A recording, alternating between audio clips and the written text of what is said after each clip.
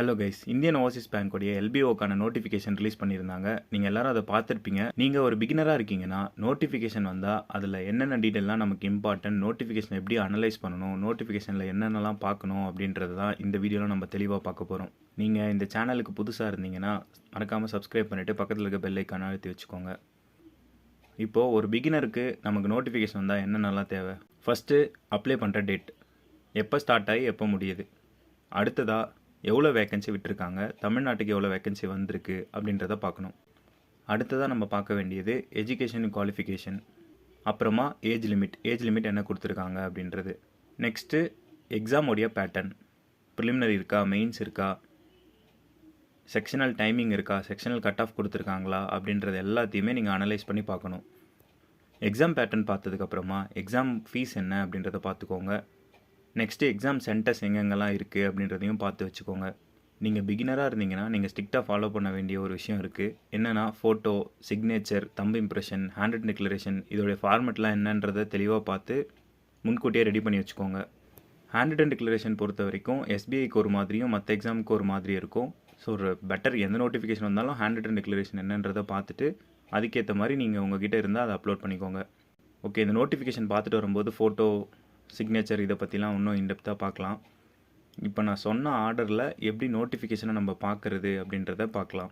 இப்போ பாருங்கள், Indian Overseas bank release பண்ண நோட்டிஃபிகேஷனில் பார்த்தீங்கன்னா ஃபஸ்ட்டு பாருங்கள் அப்ளை பண்ணுற டேட் 12/5/2025 to 31/5/2025. அப்போது 12ஆம் தேதி ஆரம்பிக்குது. மே மாதம் ஃபுல்லாக வந்து அப்ளை பண்ணலாம் அப்படின்றத ஞாபகம் வச்சுக்கோங்க. நீங்கள் டேட்டை தெளிவாக ஞாபகம் வச்சுக்கிட்டால் மட்டும்தான் மறக்காமல் இருப்பீங்க.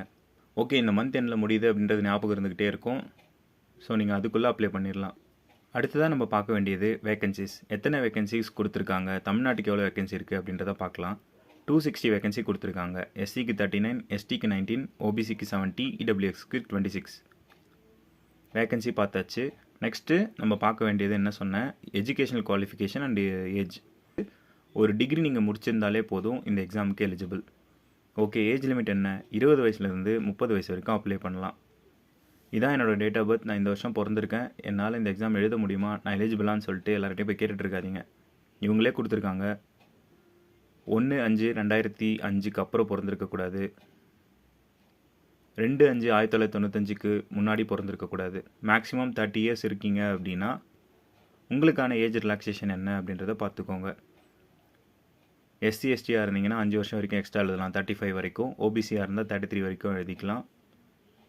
டிசபிலிட்டிஸ் இருந்தால் 40 இயர்ஸ் வரைக்கும் எழுதிக்கலாம். எக்ஸாமுடைய பேட்டர்ன் என்ன அப்படின்றத நீங்கள் அடுத்ததாக பார்க்கணும். இதில் பாருங்கள், எல்பிஓனாலே சிங்கிள் எக்ஸாம் தான். இதில் ரீசனிங் அண்ட் கம்ப்யூட்டர் ஆப்டிடியூட் அப்படின்னு சொல்லிட்டு number of question 30, maximum mark வந்து 60, டியூரேஷன் வந்து 60 மினிட்ஸ். எவ்வளோ கொஷின் இருக்குது, எவ்வளோ மார்க்கு கேட்டிருக்காங்க, டியூரேஷன் என்ன, செக்ஷனல் டைமிங்கு கொடுத்துருக்காங்க, அதையும் தெளிவாக பார்த்துக்கோங்க. டோட்டலாக 140 question, 200 maximum mark, total duration 3 hours. அடுத்ததாக இதில் எக்ஸ்ட்ரா பார்க்க வேண்டியது ஒன்று கொடுத்துருக்காங்க பாருங்கள், செக்ஷனல் குவாலிஃபையிங் மார்க்ஸ் அப்படின்னு சொல்லிட்டு ஃபிக்ஸ் பண்ணியிருக்காங்க. நீங்கள் ரிசர்வ்டு கேண்டிடேட்ஸாக இருந்தீங்கன்னா 30% ஆஃப் த மார்க் நீங்கள் எடுத்தாகணும் ஒவ்வொரு செக்ஷன்லையும். அன்ரிசர்வ்டுக்கு 35%. கொஷின் இல்லை, மார்க் நல்லா பார்த்துக்கோங்க. இப்போ மேக்ஸிமம் மார்க் ரீசனிங்கில் 60 அப்படின்னா அதில் 30%, 18 மார்க் நீங்கள் எடுத்துருக்கணும். கம்பல்சரி அவ்வளோ எடுத்தால் மட்டும்தான் நீங்கள் செக்ஷனில் வந்து குவாலிஃபை ஆவீங்க. பெனால்ட்டியும் வந்து இருக்குது, 0.25 மார்க் வந்து லெஸ் பண்ணுவாங்க ஒரு ராங் ஆன்சருக்கு. வேறு என்ன இந்த பேட்டர்ன் கொடுத்துருக்காங்கன்னா, நீங்கள் எக்ஸாமில் பாஸ் பண்ணிங்கன்னா உங்களுக்கு லாங்குவேஜ் ப்ரொஃபிஷியன்சி டெஸ்ட்டு வந்து இருக்கும். ரீடிங், ரைட்டிங், ஸ்பீக்கிங் ஸ்கில் இருக்கும். இப்போ நீங்கள் தமிழ்நாட்டில் அப்ளை பண்ணுறீங்கன்னா தமிழில் எழுத, படிக்க, பேச தெரிஞ்சிருக்கான்னு சொல்லிட்டு செக் பண்ணுவாங்க. இதை நீங்கள் குவாலிஃபை ஆகிட்டிங்கன்னா எல்பிடி முடிஞ்சதுக்கப்புறமா பர்சனல் இன்டர்வியூ இருக்கும். பர்சனல் இன்டர்வியூக்கு அப்புறமா ஃபைனல் செலெக்ஷன் நடக்கும். அதுக்கான ப்ராசஸ் என்னன்றதை தெளிவாக கொடுத்துருக்காங்க. நீங்கள் பிகினராக இருக்கீங்கன்னா நான் சொன்ன ஆர்டரில் மட்டும் பார்த்துட்டே வாங்க. லாஸ்ட்டாக உங்களுக்கு டைம் இருக்கிறப்போ மீதி இருக்கிற எல்லாத்தையும் வந்து ஒன்ஸ் பார்க்கணுன்னா பார்த்துக்கோங்க. அடுத்ததாக பார்க்க வேண்டியது அப்ளிகேஷன் ஃபீஸ் எவ்வளோ. எஸ்சி எஸ்டியாக இருந்தீங்கன்னா 175 rupees, ஜென்ரல் இடபிள்யூஎஸ் ஓபிசியாக இருந்தால் 850 rupees. நீங்கள் அடுத்ததாக பார்க்க வேண்டியது எக்ஸாமினேஷன் சென்டர்ஸ். இதில் வந்து பாருங்கள், தமிழ்நாட்டில் வந்து சென்னை, மதுரை, திருநெல்வேலி, சேலம், கோயம்புத்தூர், திருச்சிராப்பள்ளி, வேலூர், இந்த மாதிரி நிறைய சென்டர் கொடுத்துருக்காங்க. அப்ளை பண்ணும்போது அந்த சென்டரை பார்த்து கரெக்டாக அப்ளை பண்ணிக்கோங்க. அடுத்ததாக photo, hand return declaration, signature இதை பற்றிலாம் சொல்கிறேன்னு சொன்னேன் இல்லையா, அதை பார்க்கலாம். இப்போ இதில் பாருங்கள், நீங்கள் அப்லோட் பண்ண டாக்குமெண்ட் என்னன்றதை இவங்களே சொல்லியிருக்காங்க. சிக்னேச்சர், லெஃப்ட் தம் impression, photograph, hand return declaration. இப்போ உங்களுடைய ஃபோட்டோ என்ன சைஸில் இருக்கணும் அப்படின்னு சொல்லிட்டு இதில் கொடுத்துருக்காங்க. அது மட்டும் இல்லாமல் ரீசன்ட் பாஸ்போர்ட் சைஸ் கலர் ஃபோட்டோவாக இருக்கணும். கிளாஸ் ஏதாவது போட்டிருந்தீங்கன்னா அதை ரிமூவ் பண்ணிவிட்டு நார்மலாக நீங்கள் கடையில் போய்ட்டு எடுத்திங்கனாலே போதும்,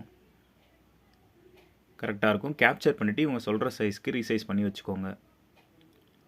அப்புறமா சிக்னேச்சரோடைய ஃபார்மேட் என்னன்றதை சொல்லியிருக்காங்க. சிக்னேச்சர் பண்ணும்போது கேபிட்டல் லெட்டரில் சிக்னேச்சர் பண்ணக்கூடாது.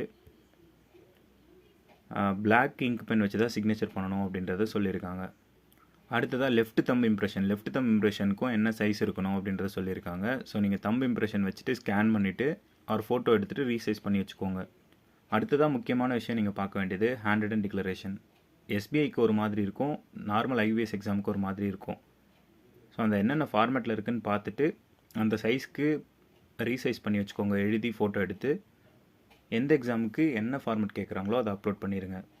ஸோ இந்த எக்ஸாமுக்கு இப்போ இதில் ஷோ ஆகிறது தான் ஹேண்ட் ரிட்டன் டிக்ளரேஷன் ஃபார்மேட். நமக்கு எது தேவையோ அதை மட்டும் போய் பாருங்கள்.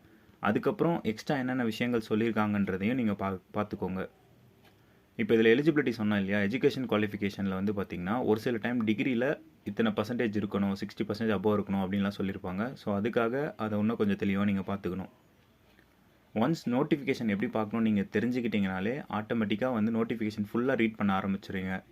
எக்ஸாம் பேட்டர்ன் என்னன்றதை ஸ்க்ரீன்ஷாட் எடுத்து வச்சுக்கோங்க. அப்ளை பண்ணுற டேட்டை மறக்காமல் மைண்டில் ரிஜிஸ்டர் பண்ணி வச்சுக்கோங்க. ஓகே, நீங்கள் பிகினராக இருந்தீங்கன்னா இந்த வீடியோவில் உங்களுக்கு ஒரு ஐடியா கிடச்சிருக்கும் நோட்டிஃபிகேஷன் எப்படி பார்க்குறது அப்படின்னு சொல்லிட்டு. இந்த வீடியோ யூஸ்ஃபுல்லாக இருந்ததுன்னா வீடியோக்கு ஒரு லைக் பண்ணிடுங்க. தேங்க்யூ.